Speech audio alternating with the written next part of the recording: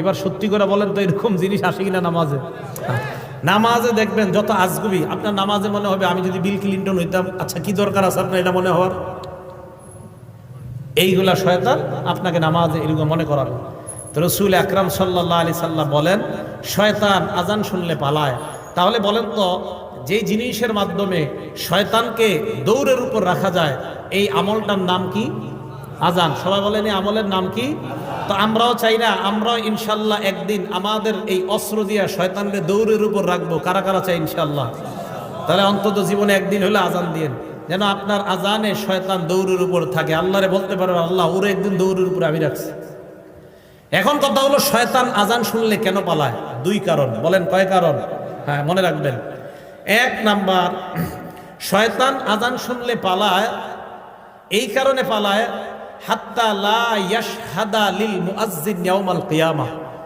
শয়তান যেন কিয়ামতের ময়দানে মুয়াজ্জিনের পক্ষে সাক্ষী না দেয়, তাই শয়তান পালায়। হাদিসে আসছে আজান যেই শুনবে সেই সাক্ষী দিবে। তো শয়তান যদি শুনে ও তো সাক্ষী দিতে হবে, তাই শয়তান পালায়া যায় যেন মুয়াজ্জিনের পক্ষে আল্লাহর কাছে সাক্ষী দেওয়া না লাগে। এক নাম্বার এই কারণে পালায়। দুই নাম্বার, শয়তান পালায় ইবনে হাজার আসকালানী রহমতুল্লাহি আলাইহি বুখারী শরীফের ব্যাখ্যা গ্রন্থ লেখছে ফাথুল বারী 2 নম্বর খণ্ড 87 নম্বর পৃষ্ঠায় উনি লেখেন লিআন্নাল আযানা দুআউন ইলাস সালাতিল মুশতামিলা। কেননা আজান এমন এক আহ্বান, যে আহ্বান মানুষকে নামাজের দিকে ডাকে।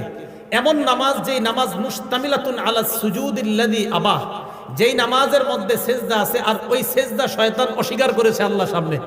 আল্লাহ বলছিল উসজুদু লি আদম, শয়তান সেজদা করে নাই। আল্লাহ বলছে শয়তানকে, ইবলিসকে বলছে উসজুদু লি আদম, আদমকে সেজদা করো। ইবলিস সেজদা করে নাই। বলেন তো মুয়াজ্জিন আজান দিলে আমরা যে ইবাদত করতে যাই এটার নাম কি? নামাজ। নামাজের মধ্যে সেজদা আছে না নাই?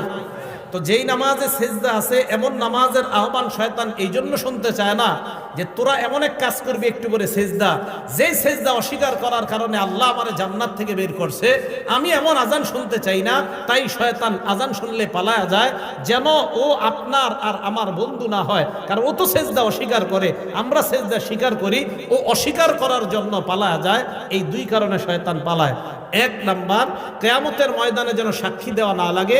দুই নাম্বার, নামাজের যে সেজদা, এই সেজদা তো শয়তান অস্বীকার করে আর আমরা স্বীকার করি। শয়তান পালায় এই কারণে। মুয়াজ্জিন তুমি যে নামাজের দিকে ডাকতেছো, আমি তো এই নামাজ স্বীকারই করি না, তাই আমি শুনতেও চাই না, তাই শয়তান পালায়। মনে থাকবে শয়তান কেন পালায়? আল্লাহ আমাদেরকে মনে রাখার তৌফিক দান করে।